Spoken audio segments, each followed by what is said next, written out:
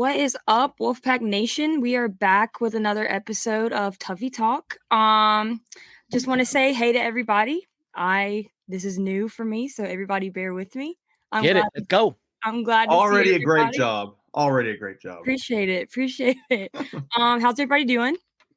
Good. Awesome. Good. I see the Pop Tarts in the background there, Mackenzie. Right? We went from like 11 to one box now. So me and Mom have been killing the Pop Tarts. My wife, Lindsay, was like, she's like, honestly, I've eaten so many Pop Tarts this last week or two. I really have. I've ate more than I have since I was like 8 or 9. But keeping Pop Tarts in business, giving them that money to do the Pop Tart Bowl. Exactly, right? We have a little mascot for the day. His name's Finley. Oh, nice. He is cute. Now, my wife, Lindsay, would love that dog right there. New addition to the family. So for anyone watching, Ken's, what kind of dog is that? He is a teacup Yorkie. A teacup Yorkie. She grew up. So like when you hold him, do you just like put your pinky up? You honestly can. He's like 1 pound. So really you could if you wanted to. But we have a lot to discuss in today's show, so let's get it going. Let's do it. First, it's one of those things. We just kind of got to talk about this. It's just part of life, but just kind of want to give a shout out and thoughts and prayers to the Carolina basketball family, and of course Eric Montrose, who unfortunately passed away at the age of 52 due to cancer. I think we are rivals, but I think our biggest rival is cancer, right? We are all affected or afflicted with someone that we know through this tragic disease. But Eric Montrose was he was a ball player. I when I think of Eric Montrose, you can't help but think about all those Duke rivalry games where he gets bloodied up and just a really great basketball player. But Macon, I'll throw it to you first and kind of just maybe give me your thoughts on this. Yeah, I did not. Honestly, I kind of forgot who he was because I just forgot for a minute there. But I as I was looking back over the clips, like, oh yeah, that guy. Yeah, he was a monster. Yeah, he's really good. Honestly, what's really interesting to me is how many of the NC State media folks have been reposting this, and emotionally, they're kind of this one that kind of hits hard for them. And I see a bunch of my friends who are UNC fans who are the same thing, and from what they said, just fans who have gotten to meet him in like a passing moment, and they're like, he was the nicest guy. Yeah. I know one guy got to meet him. He said it made you feel like you were best friends in like 10 seconds, and that just kind of speaks to the kind of character of the person he was. So that's cancer sucks, and that's just the way I would put that. So sad news for them. And putting rivalry aside, that's not that's really sad news to hear. Yeah, for sure. 52 years old, leaves behind a wife and kids. It's just, we're thankful that we have the V Foundation that's kind of helping to kind of raise awareness and trying to find, cures for some of these different cancers. And, cures can't come fast enough. And we're losing way too many good people in this world due to this horrible disease. But Lindsay, I know you're a Carolina person, and I don't know, maybe did you have any kind of stories maybe running across them doing, some of the stuff that you did with the Daily Tar Heel? Yeah, so this definitely hit the Carolina community hard. Eric Montross, even past his playing career, was a big man around campus, literally, but also figuratively. He was the voice of basketball for quite a long time. So I would see him that way. And then he was also the guest speaker in one of my classes, my final semester. And yeah, people are right. He's very personable, very easy to get along with, very beloved by the UNT basketball community. His family stayed local all these years and would show up to sporting events and were just very beloved by the community. And this was something that, UNT basketball has been raising awareness about Eric Montross and his fight with cancer since the beginning of their season. And yeah, he's just a great guy. This sums it up. He was a beast on the court. We all called him Bloody Montross for years after he stopped playing. Yeah. So it's really sad news to hear, but I hope that his family knows they're still part of the Carolina community and stays around UNC basketball. For sure. Cancer sucks. Being from a long time ago, I can relate to it after everything with my dad, but it's just, I can't imagine what that family's going through right now. I can't imagine what the Carolina community is going through right now. Yeah. Huge prayers to them. And I just hope that they can do what Wolfpack Nation did for me, just back around that family, message them, give them support, let them know that you're thinking about them and whatever you need to do. Yeah, absolutely. So again, thoughts and prayers are out to the Carolina basketball family and Eric Montross' family as a whole. So, all right. Well, that's kind of not a great way to start a show, but Kent, we're going to throw it back to you. And I don't know where we want to start. There's tons of things to talk about. You're leading the circus tonight. So tell us where you want to go.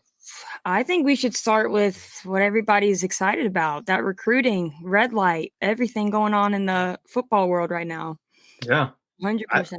I think it's a big deal. that was it. Well, hold on. I'm producing the show here, so let's make sure we get our proper graphics here. So we'll go to those Tuffy tweets of the week. Greg, this is not nice, man. It's just not. I know it's the holiday season, but you're gonna have to deal with it. All good.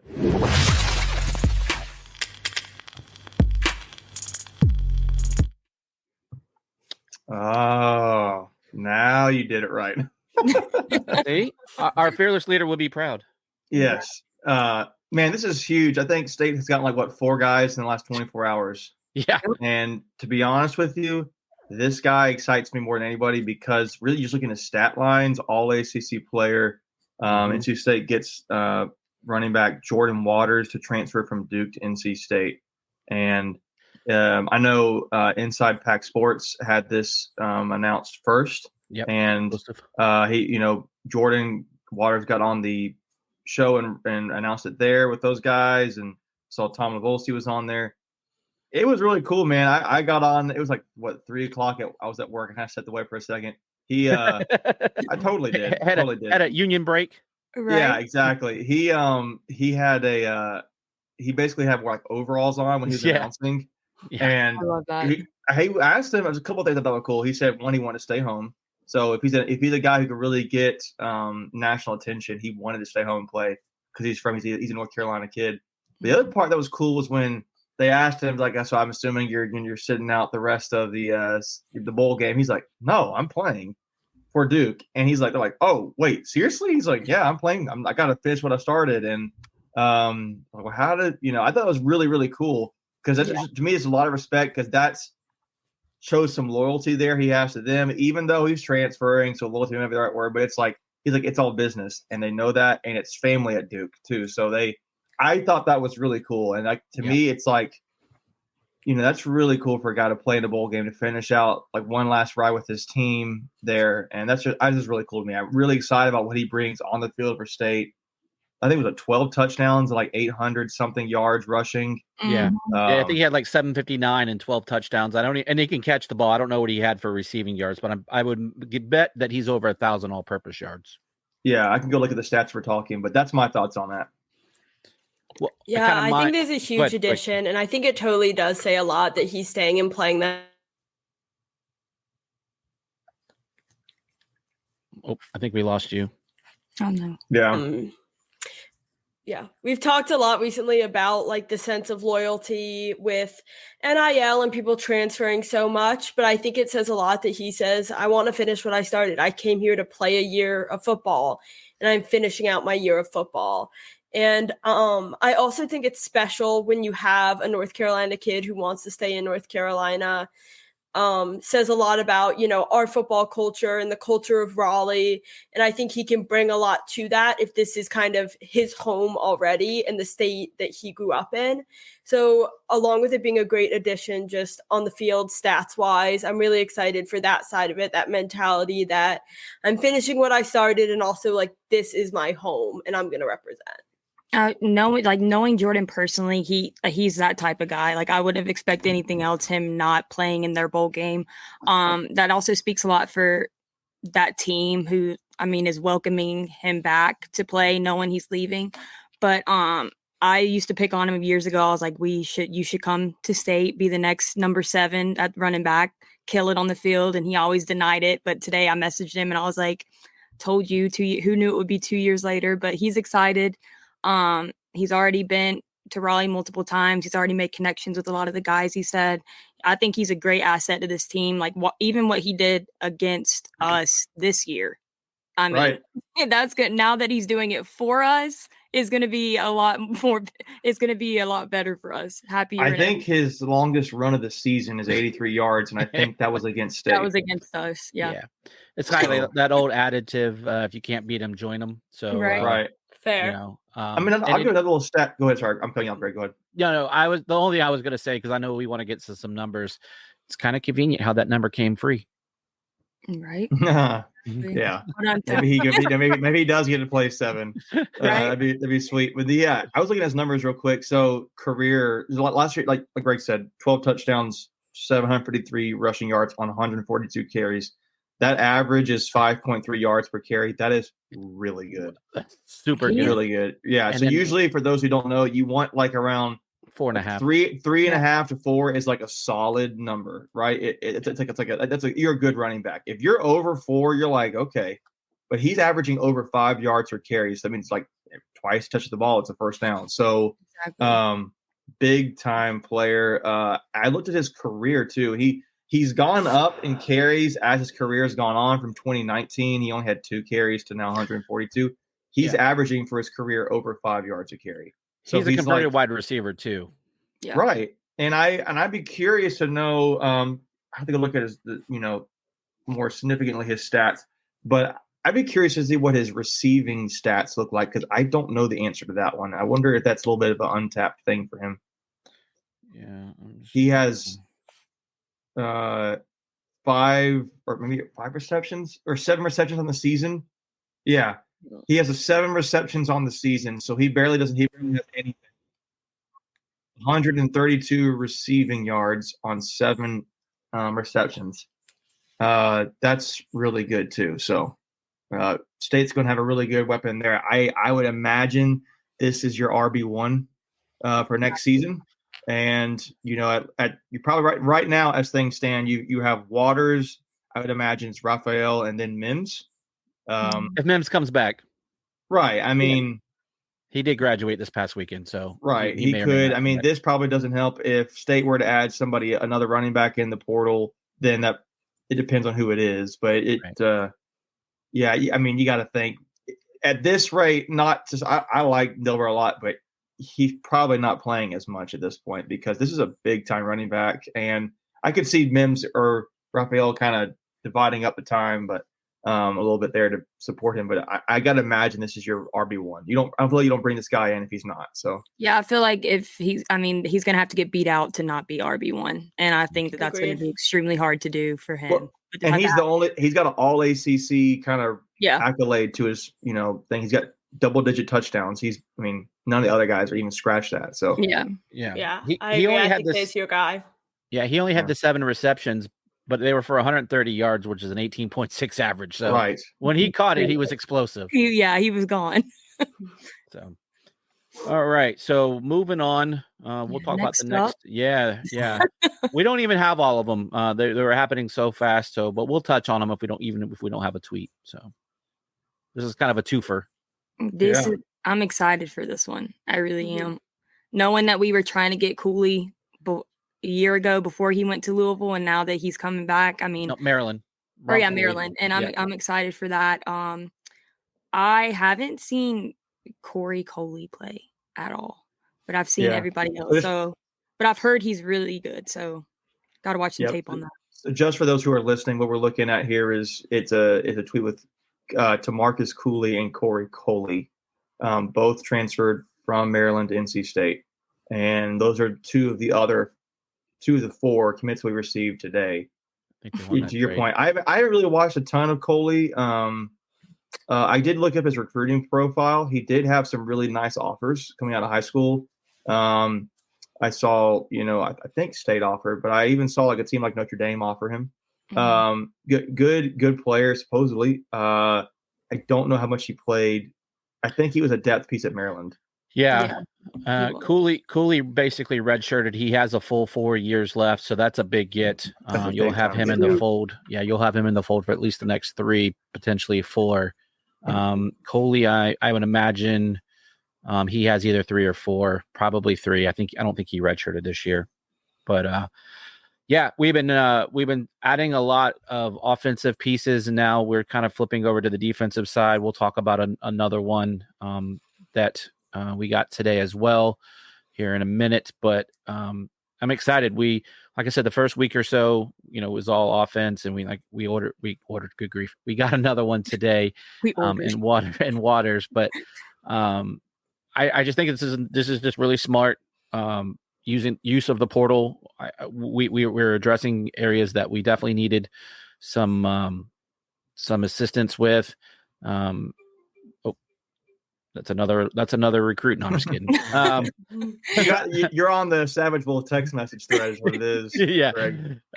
But yeah, I'm really excited. I am curious to see how these two plug in, if they're going to, be starters or not, depending on what happens with Shaheem Battle and Aiden White. So that will be an interesting thing to keep up with over the next couple of weeks as we get through the bowl season. So let me go ahead. Sorry. Yep, you could. Having them and Aiden and Shaheem, whoever's the depth person there, we're set. Sisse probably is probably your depth corner. Yeah, or your nickel. We're going to be solid on that part, and I think that's what a lot of people were worried about going into this offseason is defense. So the fact that we added these 2 guys who played together at Maryland, so they already know how each other play and stuff, how close they are. So it's not going to be like having to learn how each other plays, having to learn to play with each other. So I think that's a huge benefit for us as well. Yeah, it's really nice to see all these pieces kind of come together so early in the offseason. I mean, we haven't even played a bowl game yet. We already feel comfortable and set for next season, which is a really nice feeling.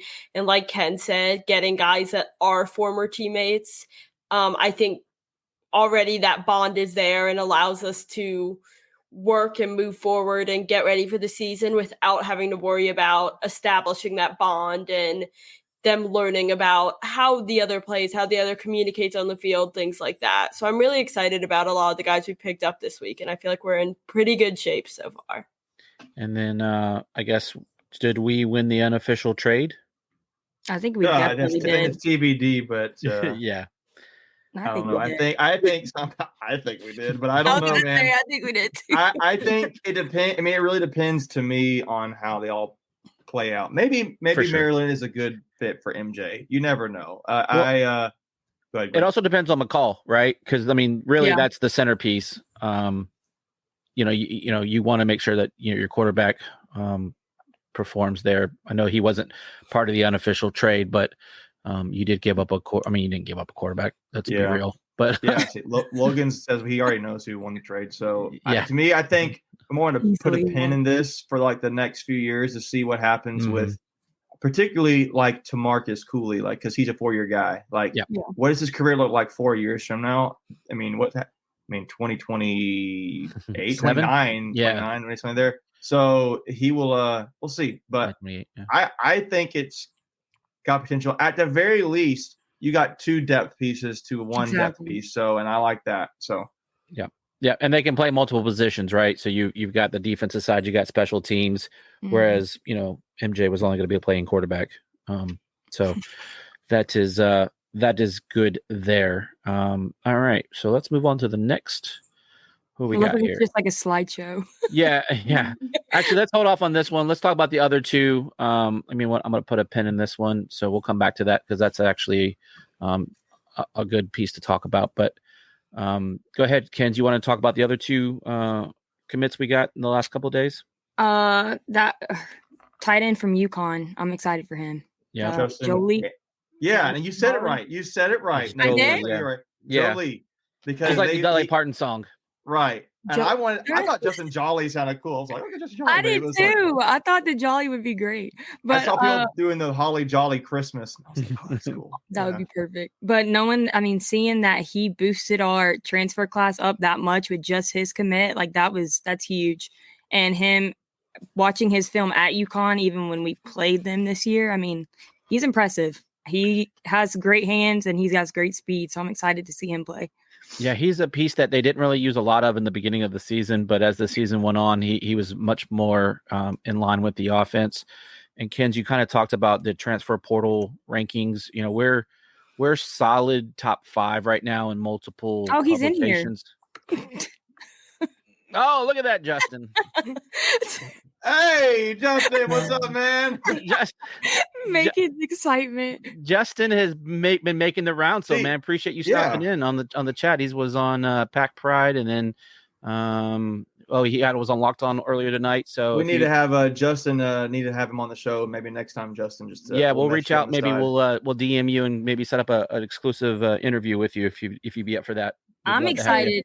I'm excited to see him ball out against Tennessee. That's going to be great. I know he's listening. So I saw when he committed, I saw a bunch of Tennessee fans comment on his post or whatever it was. And they're like, "Oh my gosh, we got to play this guy again." Like he's talking about he's about to go off on us again, isn't he? So stuff like that. Lit up. So I like his highlights, man. I don't know what the coaches say, but to me, and I'm not saying because he's on the show right now, I really do feel like he is a guy that you can kind of like you're going to be able to move all around, like almost like a snake in the grass a little bit. Like he's going to be able to kind of go up, play a little bit deep, cut across the middle. He kind of comes across to me like a Trent Penix vibe, but I don't know what State has in mind for him. They could have something totally different. That's just what I see when I look at him. So I was thinking of a like Jalen Samuels type vibe. Mm-hmm. Yeah, he reminds me of too. Yeah, I can see that. I'm excited. And those are really big pieces. I think Jalen Samuels panned out a little better because he was healthier, really. Mm-hmm. I mean, but yeah. So this is what excites me. It's just another weapon to where it makes your other weapons that much more dangerous, right? So this is what KC needs, right? This is what Wesley Grimes needs together. Oof. Yeah, it's just about who do you want to pick your poison and lose against. So I am super excited. But anyway, any other last thoughts? Justin, I know you would probably love for us to talk to you about you for the next 45 minutes, but we have so much to talk about. We're going to do a film breakdown for the next 45 minutes. Right. Well, speaking of film breakdown, I know our friend of the show, Philip Danford, has definitely got some stuff out there. If you're not giving him a follow, definitely check that out. He's been breaking down a lot of great film on these guys coming in. So if you haven't checked that out, make sure you go do that. But let's come back to this one tweet that we were talking about, because here's the thing. We've been talking about all these transfer portal guys coming in, but we haven't really talked about the actual incoming prep class, which is borderline top 25. So this one is a nice one. So Ken's go for it. I am extremely excited for Cedric Bailey. I think that he is going to fit great into our offensive system. I think that with all the rumors going around of him possibly not coming to state, that tweet that he put out saying he's 100% locked in, I think that made all of Wolfpack Nation get a sigh of relief. I think him coming in right now, even if he isn't the QB1 right now, him being able to learn the playbook and learn all the plays and everything, that's going to be huge for him when he does start. And I think that that's going to be a huge piece. And I think he's going to be a really good quarterback in the ACC when he does get that chance to play. Yeah, for anyone just listening at home, this tweet is about, it says, proud to announce that I've been named an Under Armour All-American and will be playing in the UA game. Extremely grateful. He is now one of 3 Pack players that will be playing in this game, to go with Jonathan Paylor and Terrell Anderson. I think I can't remember. Terrell. Yeah, if you want to give us a look up, Macon, you're always quick on the Googs. But yeah, this is I'm just trying to think of guys that have recently played in this game that have come to state. I want to say that I want to say Drake Thomas was in this game not too long ago. I remember who was that running back? Frazier, Johnny Frazier was in this game. So it's a really big deal to have one guy, much less 3. And I believe they were all on the offensive side of the ball. No. The other one was a defensive guy. Brody Barnhart? No, I want to say it was Assad Brown, maybe. Oh, maybe. I'll look it up. Don't worry. I'll figure it out. Yeah. So, but anyway, I believe it was 2-1. But just really exciting that he should be committing, I think, next week, right? Is that when National Signing Day is? Next Wednesday? Why does that stick in my head? I think it's next 20th, Wednesday. Oh, the 20th. Oh, this Wednesday then. So this Wednesday. I knew it was Wednesday. Yeah. Okay, so yeah, so we don't have to wait that long then. Yeah, very he said he said he was in, and so we'll start seeing these guys start officially signing their names on their national letters of intent. Which, again, if everyone turns out the way it is, this is a potentially top 25 recruiting class with a top 5 transfer portal class. I would be curious to see who of these guys can make immediate impacts like Casey did this year. I think if you're thinking along those lines, some of those wide receivers that are committing probably could be some of those candidates. And I think people automatically thinking about the transfer portal and these guys coming in, we completely forget that we have a Casey Concepcion that's going to ball out again next year. I mean, our team, I'm mostly excited for this team more than I have been in the past in a long time. Like, I think that we are finally getting the pieces that we need to be able to make it far. And I really think that this could be the year. I know I say it every year, but I mean it this year. I think this could be the year that we get to that ACC championship game. We're going undefeated again this year. This is where we actually believe it, right? This is where we're actually going undefeated. But for real this time. 12-0, baby. So anyone listening in, Logan here in the comments said, massive get. I think having a tall QB that can run will be huge. This tweet got me excited. Hear about Cedric Bailey. And yeah, I feel like we're talking a lot about the transfer portal just because it's that time of year. You know, it's open. We're getting all of these guys from the transfer portal and it's very exciting. But that's not to take away from the guys we have coming in, these young guys.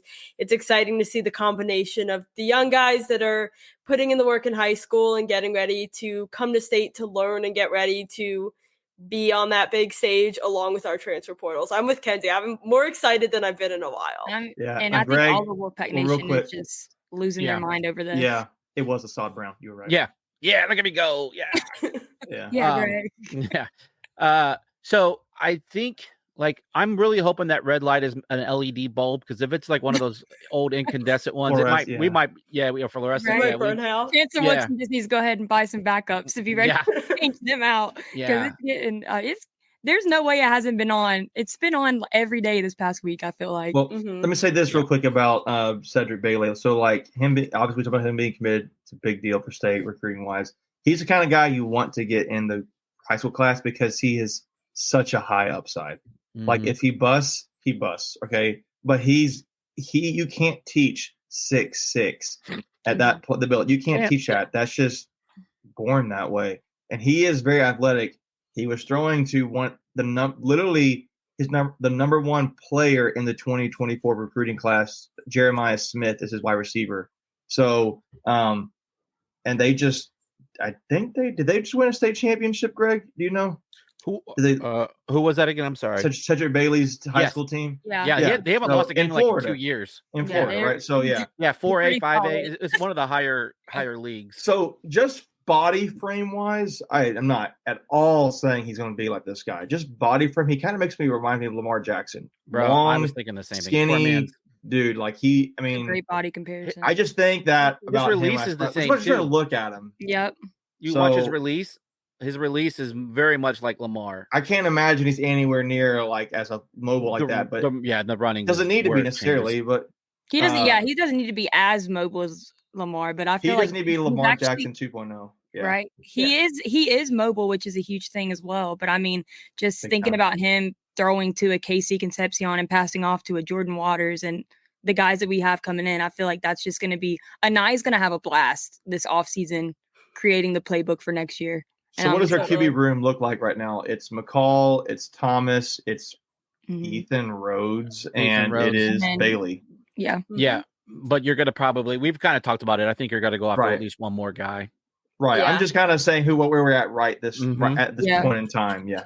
We got 4 in there right now. Yeah. I think you'll definitely have a 5. I mean, that's kind of where you want to be, 4 scholarship quarterbacks plus a walk-on. That's ideally your magic number there. But then so the one person that we haven't really talked about is I forgot his first name, but it's Wright. Wyatt. Linebacker. Wyatt Wright. Which, by the way, Wyatt is a bad name, dude.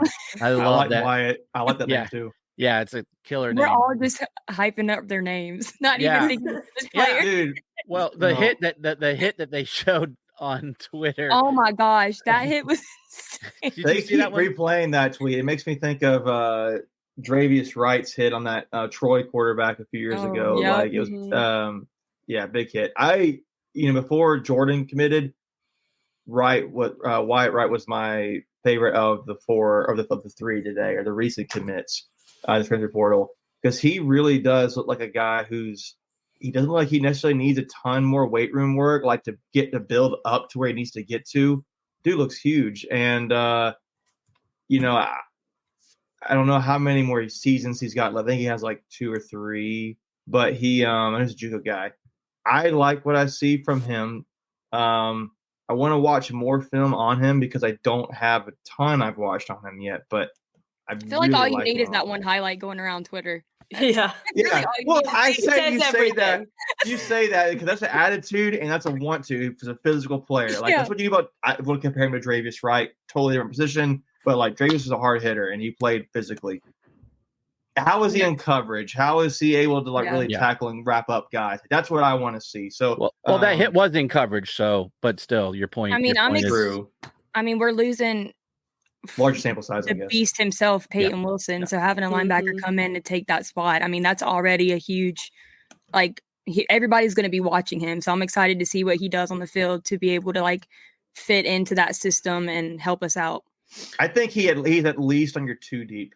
Is what I think. Yeah, I think you're bringing him in for that very point, is to come in and compete for potentially a starting job, if not 2 deep / special teams. You've got a couple of guys coming in at linebacker. You got a couple coming back.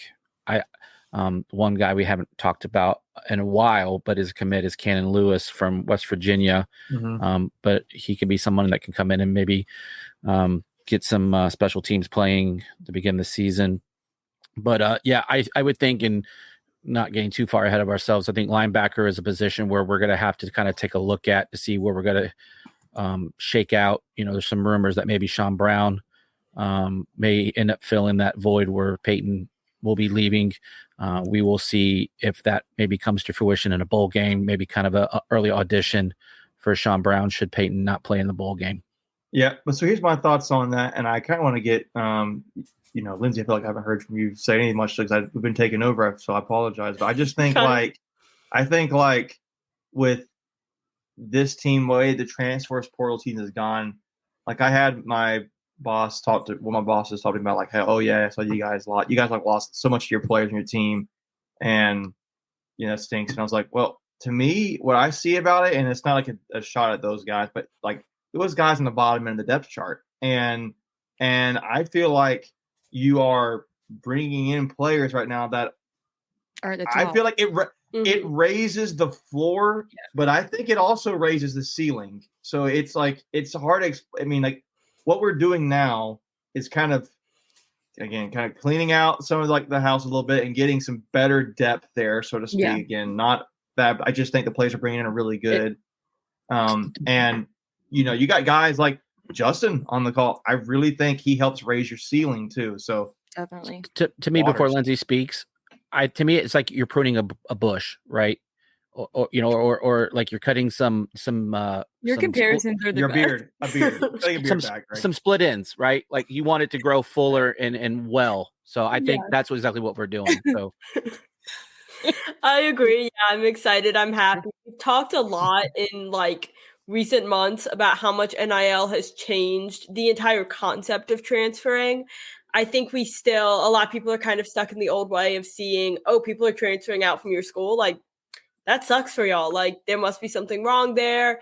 You guys are going to have a bad season. But with NIL, it's not like that anymore. And I think we're seeing a lot more people transfer in general. And again, we're seeing people at that bottom of the depth chart try to find opportunities elsewhere. Whereas the guys we're getting in are guys that we feel confident can work together and raise that floor and that ceiling and can kind of build connections within this team. And that's really what you want. Even if you lose guys that you liked personally or had good plays, that doesn't mean your team is doomed.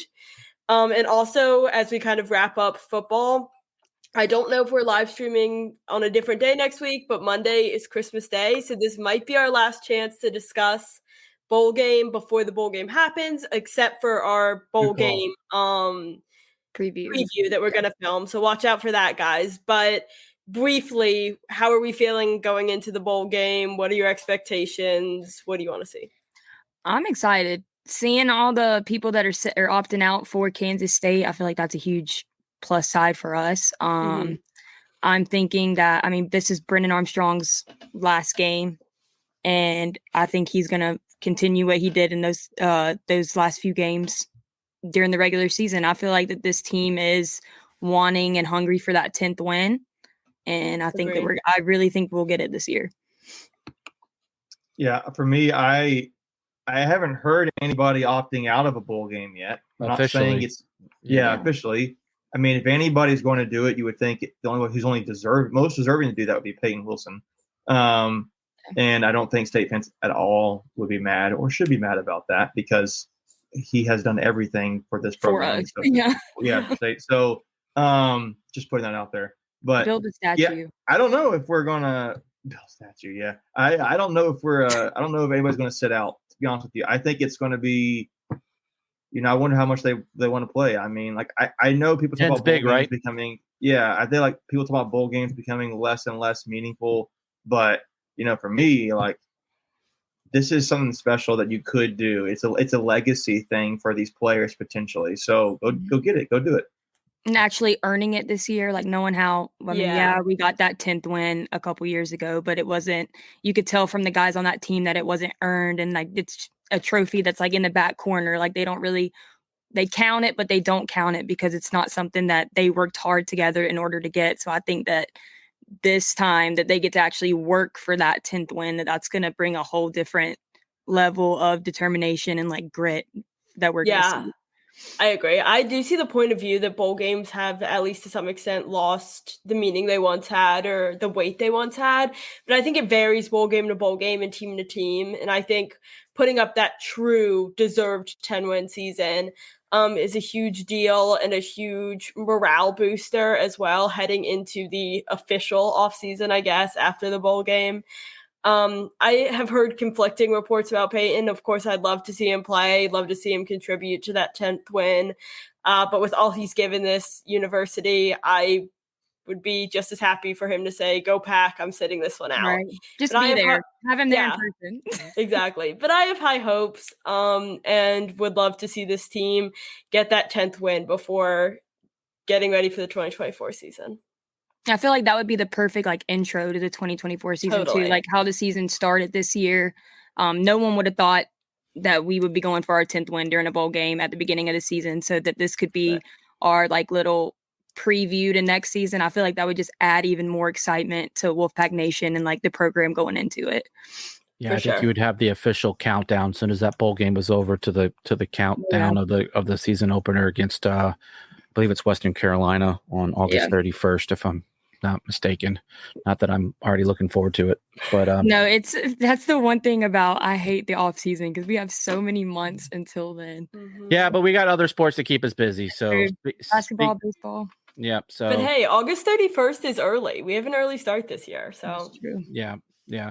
So just real quick, summing up all the portal we didn't even stuff. talk about Wesley. Yeah, I know. Yeah. That happened. I think that touched happened on that last week. Yeah, that did happen 2 Fridays ago, or a Friday and a half ago, or whatever we were talking about. But Friday and a half.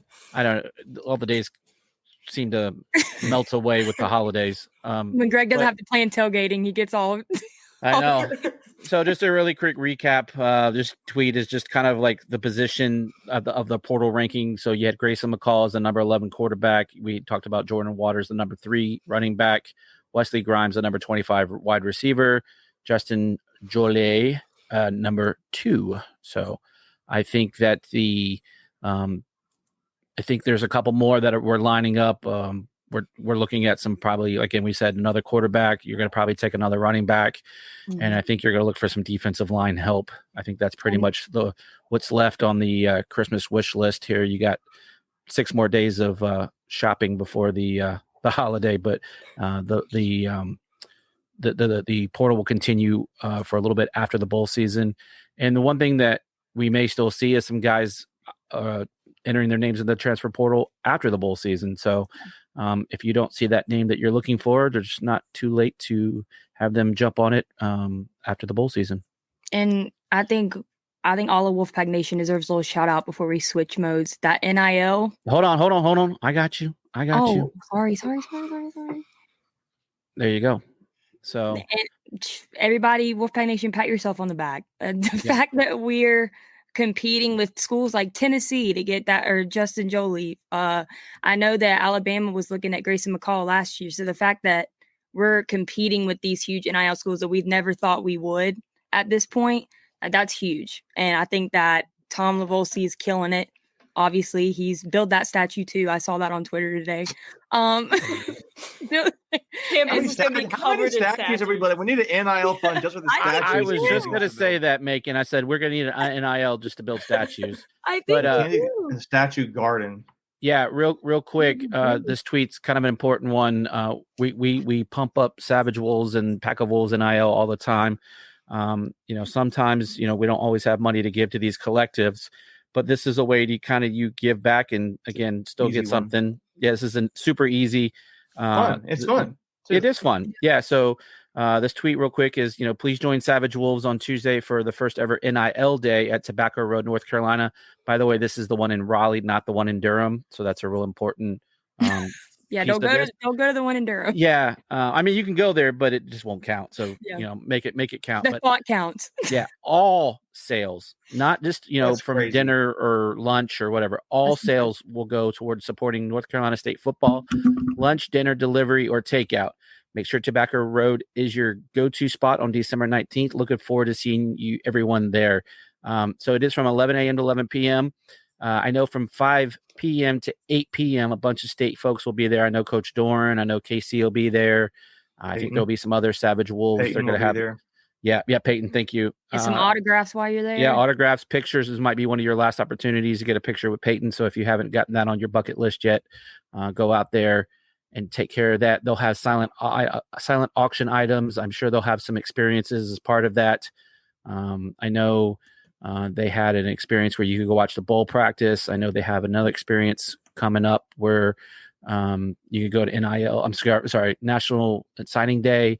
I'm sure there'll be some going to pro days, might be one of those things that they might offer. So if you're interested in any of that, go out there and support Savage Wolves. If it's just going to go buy an appetizer, a meal, a beer, whatever it is, go take care of them because this is a really big deal for a business to give up their entire proceeds for one day. I'd be curious to know how much they make in one day. Just gotta be a few $100 at least, day, like up close to $1,000, maybe, I'd imagine. Yeah, easily. Yeah. Mhm. Yeah. I don't know. So That shit's anyway, crazy. so Yeah, this is this so is- you're go ahead, Lindsay. Sorry. I was saying there's just such a fun and easy way to support Savage Wolves. You feel like you're getting something out of it. And we talk about that a lot, that you are giving your money, but you get an experience out of it. There's an easy way to go out there, have a beer, eat food, hang out with these NC State folks, get your pictures and your autographs, and know that you're giving back to this program that we are so excited about for this upcoming season. So yeah, I hope anyone who's available can go out to Tobacco Road tomorrow. Absolutely. All right, so switching gears, we don't have a slide for it, but we can talk about no doubt. Yeah, I wish that's I what was I'm talking there. about. I like Yeah, it. put on 20 pounds for a good cause is what we're trying to tell you guys. So I mean, well, hold Have a beer with on. Peyton Wilson. That would be a great thing to say, a story to start. That should be an auction, right? I feel like you could have a beer with Right? Peyton Wilson. Not Casey. By the way, this is Not this Peyton this No. is the Christmas season, so those pounds don't count, those calories don't count. So Exactly. eat away. 20 pounds. That's right. Perfect timing. All right, Kens, let's shift over. We want to do men's basketball or women's basketball. Maybe end on a high, so we'll go. Yeah, let's men's start with first men's. and women's. All right, cool. Go for it. Yeah. How's everybody feeling about men's basketball? Let's hear some. So. I mean, I mean, there's good things. So like, I think about the positive note. I think State. I keep having the consolation. They played hard. I don't want to say that. Ugh. Yeah. They tried. So they never gave up. I think probably the most notable thing is Cam Woods playing. That was And huge. I did see that the court ruled that he had there's a 14-day window for second time transfers to play in that 14-day window. Then I saw today that now that there's a court rule that they can play through the spring. Mhm. So he's done. He can play the rest of the season, it sounds like. He's golden. Yeah. Yeah, and I wonder if that means that basically means he can play now rolling into next year and all that. I don't know if that rolls over or what that looks like, but we get Cam Woods the rest of the way, and I think that's big for State. Cam was a really big playmaker on film that I saw. Really good with the ball in his hands, and I like that. I just feel like the team is not. They're enough for some people to say they don't feel they're really gelling just yet, all the way. And I think part of it too is there's so many depth pieces there that you're rolling with guys. You're like 8, 9, 10 deep, and You're on a trying to roster of figure out 13, yeah. that's not as easy trying to figure out how do I play with, however different combinations you can have on the court at the same time. It's different. So yeah, I feel like, I don't know. I feel like DJ Horn's been a bright spot. I think Taylor's had nice moments. I think DJ Burns had a nice moment. I think Casey has kind of been a little bit of a letdown lately. I think he had like 4 or 5 points in 24 or 5 minutes, and not great the other night. Yeah, he's really struggling to find his shot. Right. But they have moments where every other guy might have a good night here and there, but not enough guys doing enough stuff to me to get the wins. And Rice, O'Connell, I think about all those guys, Diarra, those guys are just trying to figure each other out. Middlebrooks. Yeah, this is go ahead, Kenzie. No, you go ahead. So there's a positive note here from Andy. He says our 3 losses are all the top 25 teams now. We compete in 2 of them. The ACC competition isn't doing much better. But also, yeah, I think this team just isn't gelling yet. I feel like we have talent, but the talent isn't working together. Even at the UT Martin game, I feel like it took a long time for the team to get into it. Like, it didn't feel like we were playing to the full extent that we should be until well into the second half. And that happens, but playing down to the competition should never be the goal. We should use those quote unquote easier games as a way to gel and figure some stuff out. And I don't think State's doing that too well right now. Yeah. I just feel like we haven't really had this issue, and it's not really an issue. All the talent we have on our team, we haven't really had that recently where we don't know which lineup to pick or how to make our lineup. And I feel like that's the main struggle right now because it seems like we're just trying to get as many people in as possible to see what they can do and who they can do that with. And I think that once that gels and we get like a solid lineup going into ACC play, that's going to change everything around. But a lot of people are freaking out. Yeah, that we lost our biggest non-conference games, and that doesn't look really good for us going into tournament play. But I mean, we can ball out in the ACC, could win that, maybe not. I'm gonna be that optimist, win it, then go. But it's just, I mean, Tennessee is 12th team in the country, and we've held on to them until like the last 3 minutes. So I just feel like we're not giving this team enough credit, but we know the talent that we have on that team, and we just want all that talent to come out together at the same time. Yeah, it was a game where, you go down at the half, down by 3. They go on a run, then we cut it to 2. And then we go on about a 4-minute scoring drought, and they get the lead back up. And then we made another run down to 2, and then we kind of just fell apart, like you said, in the last 6 or 7 minutes of the game. I'm looking at the rotation here. Like, you have DR with only 5 minutes, and I know he's still maybe nursing that ankle. I'm not sure if that's still an issue, which is kind of mind-boggling that he only had 5 minutes. Middlebrooks with only 8 minutes. DJ with 33. I don't know if that's an optimal number for him at 33. You think maybe 28 to 30, 31 maybe.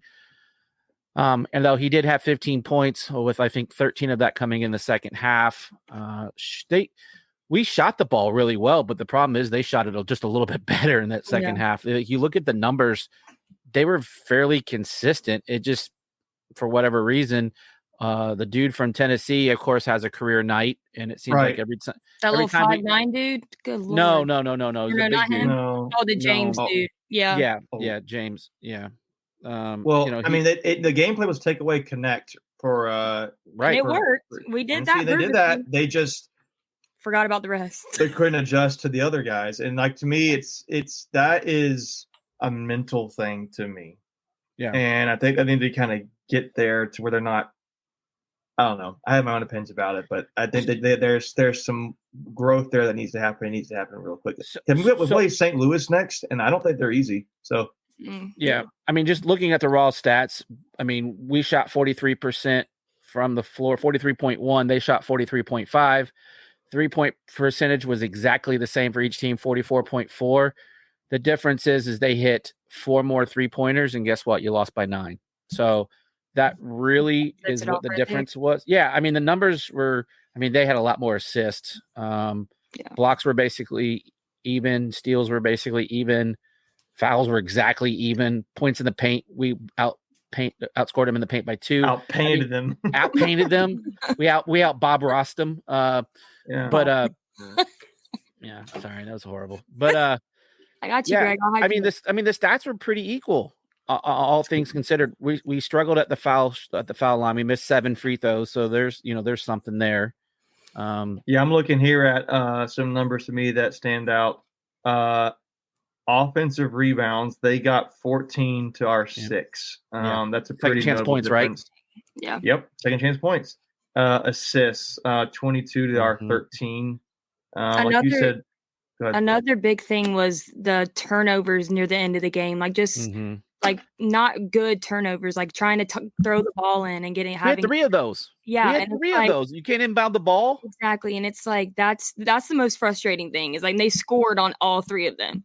So it's like there's your difference right there, right? Yeah, at that point, that is a mental game, and you have to understand, like, hey, if they do it once, they're going to try to do it again.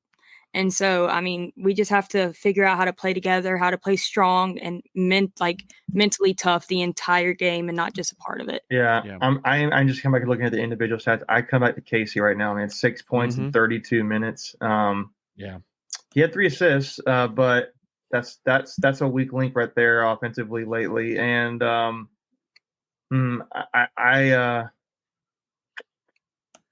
think that to me is what I'm looking at here. I'm State's going to have to adjust to come together. I think Casey's going to have to shoot himself out of it. I don't think it's his fault we lost or anything like that. I'm not saying that, but I just second chance points, offensive rebounds, and assists. That's a pretty notable difference. I will say another thing too, real quick. Look at the stats. State shot 72% on free throws. Now that's not the worst number in the world, but that is 18 for 25. That's 7 points you left off the board, and lost by 9. And well, Tennessee was 13 for 16, so they had less attempts than we did, but we had the bonus early, and we couldn't capitalize on it. And I think the free throw number might be a little bit of a hurting thing too. So yeah. So that's right. I mean, our only solid free throw shooters right now are Taylor and Rice. Everybody else they'll usually split it 1 for 1 or miss both. And it's Casey struggled from the foul line. Yeah, like free throws were a huge issue. Yeah. So it's like that's just something that's always been an issue for state basketball, honestly, in my opinion. So the fact that we just gonna have to get that together. But last season, this is kind of like how it was last season. We didn't know how the team was going to play out because they weren't really gelling. And then they absolutely set it off during ACC play. So I still have hopes. I think that happens for a lot of teams. Here, like a comment says, often it's not how you start the season, but how you finish. Like, I feel like a lot of times it takes a while. And in basketball, that's more okay. In football, you only have 12 games or whatever to get the job done. But in basketball, you're kind of allowed that time to figure your stuff out and gel and get ready for your conference play. So I'm not too concerned. I think this happens pretty often. Like you said, this is a similar situation to last year. But there are areas that I would like to see improved, as we go into the new year. Yeah, those 3 games that you had a chance to take advantage of, those are going to probably end up being quad 1, quad 2 opportunities that you've missed out on. 2 of the 3 being what it is. Neutral courts and 1 road game. The thing is, and we kind of just mentioned a few minutes ago, this is shaping up to just like how last year started. With we struggled a little bit with the better competition out of conference, and then. We did start 1-3 in conference play last year, but we were able to pull ourselves out of it. Right, wrong, or indifferent, the perception of the ACC always seems to be down as of the last couple of years. Can we fight through that perception? The one thing I will say that we didn't have in the tweets of the week was John Rothstein dropped the top 50 net rankings by conference. The ACC does have 6 teams in the top 50. So there will be some opportunities there to where you can make some ground. But they? Clemson, Duke, Carolina, Virginia, Florida State, maybe. Yeah, I don't have the actual teams here in front of me. Okay. But as a conference, we rank 3rd in that category. The Big 12 has 8, and the SEC has 7. But you're gonna have to get on the proverbial horse and get her going. Yep. So we'll see how we go. St. Louis and then Detroit Mercy, I think, and then we're rolling into ACC play. I think the second ACC game is Notre Dame at home. Yeah. So show out for that. That'll be a good game for sure. All right. So we kind of talked about the negative with men's basketball. Let's go talk some women's hoops. Your Lady Pack took care of South Florida over the weekend. 66-54. Yeah, it really wasn't even that close. I watched that game. Your second game in a row without Sanaya Rivers, who's been out with a back injury. That's a back. You kind of err on the side of caution. But again, River Baldwin just continues to step up for this team. 16 points. 16, double, 11 rebounds. Yeah, yeah. Zoe Brooks with the goggles in this game. First time I've seen her with the goggles. Right. She balled out. She needs to start wearing them more. Yeah. She went off. Yeah, another 12 points. We were 1 point shy from Mimi Collins from having all the starters in double figures. Another nicely done thing. First true road game of the season for the Lady Pack. They had played at that tournament down in the Virgin Islands, but this was their first road test down in Tampa. So that was exciting to see. Madison Hayes had a really nice game again. She's solid, just 12 points and locks down their best defender. Did struggle a little bit from the outside from 3-point land. That was kind of a concern, only shooting 20%. But as a whole for the game, we shot 50%. So you'll take that. I will say though, my negative, I think it's a critique there for the game. I'll say 2 things I'm looking at: 3-pointers and free throws. Free throws, they have struggled. 3 for 15. They shot 20% from 3. That is not good. And then free throws, so they were 50% on free throws. Not good. They were 7 for 14. And if you were gonna, they've beaten top 10, top 5 teams this season already, so they can do it. But it's like, you can't. If you want to have the season you can't have those numbers. Game you can, and really any game, in my opinion. If you want to be that good of a team, you need to do it convincingly. And things like free throws, there should be no reason we're shooting 50% free throws. And I'm sure Westmore doesn't like that, but a win's a win. So they did hold South Florida 35% from the floor, so that'll win you a lot of ball games. Luckily, South Florida shot 28%. They didn't shoot great either from 3. Yeah, so. And that was the thing I was going to say. Go ahead, Lindsay. Go ahead. We gave the men the benefit of the doubt of saying this early in the season. You notice the things that you need to work on and grow from there as you head into conference play.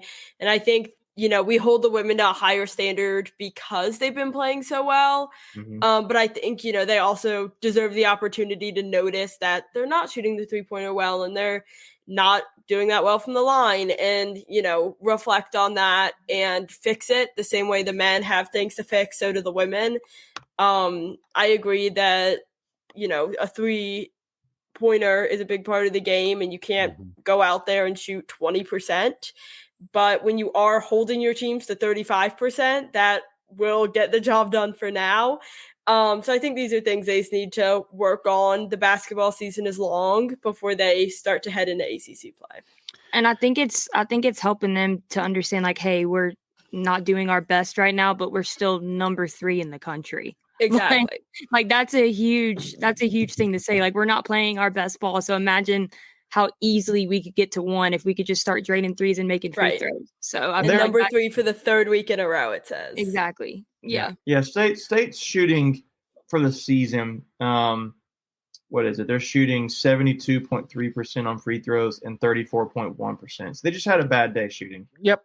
And which that was good enough because I will say to their positive, if you're not able to do that, you have to find other ways to win. And for them, it was more, I think, interior play.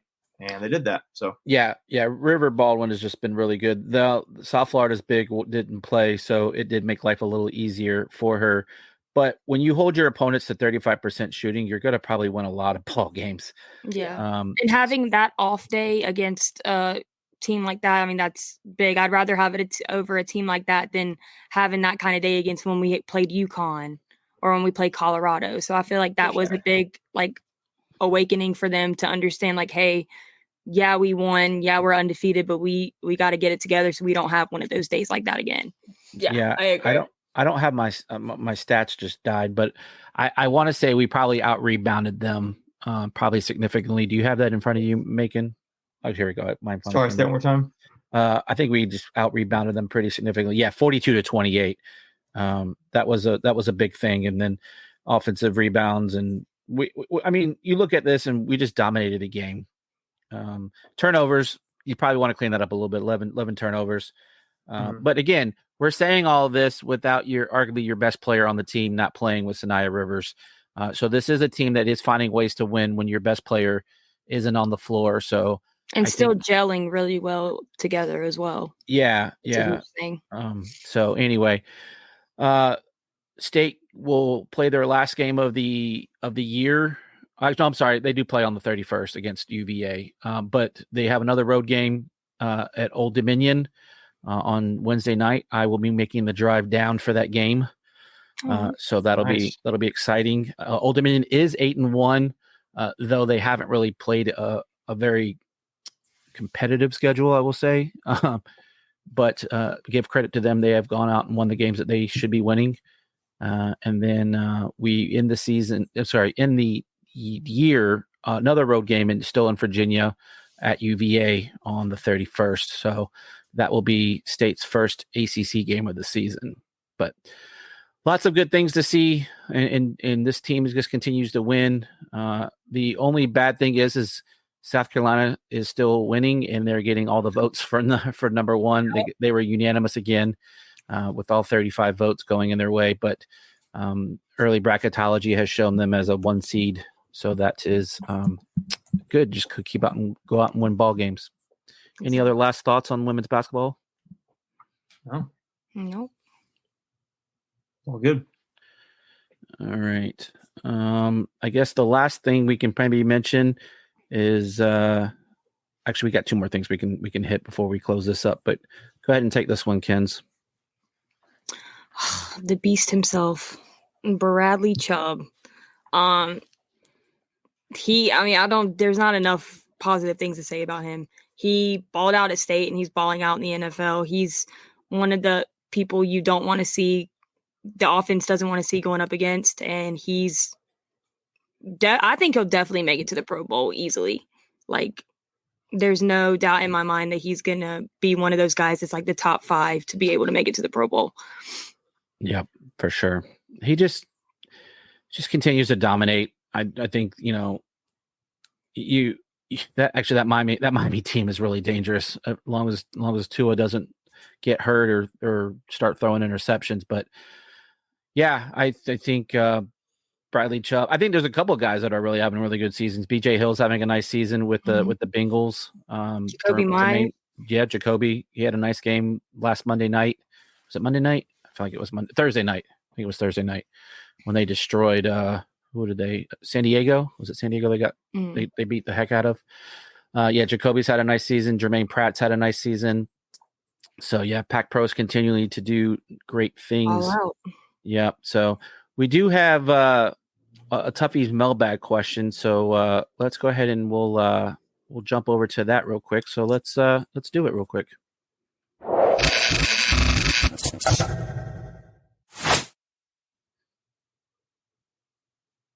Okay, it's not coming up. I thought we had it, and now it's not. Good old. Here, it's coming up now. There we go. Nice. Okay. Go for it, Kens. Does KC still have a large role in the State offense with all the new additions? I think that's Nope. Next question. Yep. I think that's it. KC who? I think that's it. Throw him in the trash. 1 year wonder. Like, Never heard of him. Casey has not even reached his full potential yet, and that's a scary sentence to say. The fact that he is already doing the stuff that he did as a freshman, I feel like he's still going to be that go-to guy and still definitely going to be that fan favorite. Like, he's one of those guys that's not just present on the field, he's present off the field, around campus, at basketball games. Like, he's one of those guys that you enjoy being around. He's a good person, good personality, and I think that I can't even imagine what the ceiling is for him. Yeah, absolutely. He's a totally all-in NC State guy, one of the first guys to say he was coming back for next season. Like you were saying, he was at basketball Tuesday night. Yeah, against UT Martin. Yeah, UT Martin. My days are all blending together too now, Greg. But yeah, a guy you see around campus you like to see is kind of a face of this team. And I think the goal of the new additions is to take some of that pressure off KC to allow more room for other people to grow and also help this team out. But I don't think that takes away from who Casey is or what he's doing. I think he's still going to be that guy we're going to turn to. I think he still has so much room to improve, even though he had such a standout rookie season. So I think, Casey is still the go-to guy, but the additions allow him to grow and not have as much pressure on him personally. Yeah. Like, not have him triple teamed the entire time. Like, when you see Casey come in this past season, it was like all eyes were on Casey. Now it's going to be who is Anai going to go to this time? Like, it's going to be harder for defenses. And I think that's the only the only thing that is going to take eyes away from KC is the fact that you're not going to know who Anaya is going to pick for that play. But I think KC is still that player that would put all your money on in a tight game situation, last drive. So I don't think it's going to change at all. Yeah, for me, it's going to do two things. One, it's going to actually give him more ability to get open. Now they won't be able to double team or just focus solely on KC. You'll have other weapons, and then, like we had said earlier, it's about choose your own misadventure, right, and find ways to make him effective. And then I think the other thing too is going to keep him fresh. I don't think he's going to need to get 10, 15 targets, touches a game. I don't think you'll see him lined up in the backfield as much as you did. There's no doubt that towards the end of the season that he was getting kind of banged up. Yeah. So I think this will just keep him that much more fresh, and that it will probably open up the playbook. And some of that too was just by design, based on our quarterback situation, running back situation. So I think you're gonna see him in a more dynamic role. I think you're gonna see him, much more out in space and be that. I think his efficiency will go up because people are not focused on him as much. Yeah, I think he's not gonna get as many touches. Yeah, right. But I think that's better for NC State that he doesn't get as many touches, and I don't think you'll see him use anywhere near as much as running back. I think he's good enough to do that, and they will still do that at times. But you don't want that at your State. You want him to get catches in the slot where he would just tear people apart. So yeah, you want to utilize his speed and space. Yeah, I think he's definitely also going to be that leader for that offensive team coming up, and that's a huge deal as well. Like, not only, like, we always talk about State growing players on the field and off the field, and I think him going to be a sophomore and being able to be in that leadership position and being able to like mentor these guys coming in, I feel like that's going to be a big deal for him that can also be beneficial on the field as well. So for sure. All right. Do we have any last minute things that we didn't really cover that we want to spend a minute on before we wrap the show? I would just say last thing would be shout out to gymnastics. They had their red and white exhibition this past weekend to kind of kick off their season before officially starting after the holidays with a meet at Georgia. Seemed to have gone really well. They shared some highlights on Twitter if you guys want to check those out. And their red team won, but for those of you who don't know, they play exhibitions playing each other. But yeah, super excited for what should be a really successful gymnastics season and the first ACC gymnastics season. So I'm sure we'll get into that more after the holidays as the season kicks off. But just shout out to them as they get ready for do their thing like they always do. Yeah. Just real quick, like you had mentioned earlier, Lindsay, housekeeping, we won't have a live stream next week.